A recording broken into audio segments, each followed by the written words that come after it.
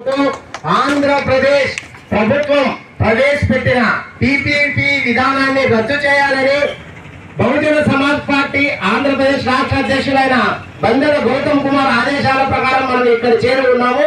ఈ యొక్క పోరాటం చేస్తున్నాము.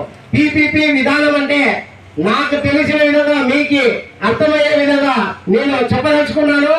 పీపీపీ విధానం అంటే ఏమీ కాదు, మన యొక్క కళాశాలలు, మన యొక్క ఆస్తులు, మన యొక్క భూములు, మన యొక్క రోడ్లు, మన యొక్క సంపద మొత్తం అంతా కూడా లాభాపేక్షే శ్రద్ధగా లాభం కోసమే పనిచేసే ప్రైవేటు కార్పొరేట్ వ్యక్తులకు అప్పచెప్పడానికి పెట్టుకున్న అందమైన పేరే టీపీపీ.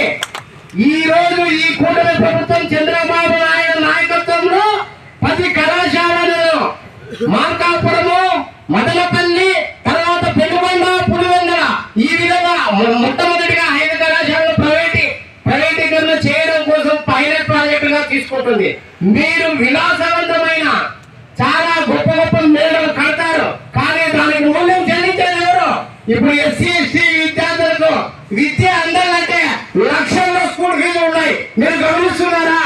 రేపు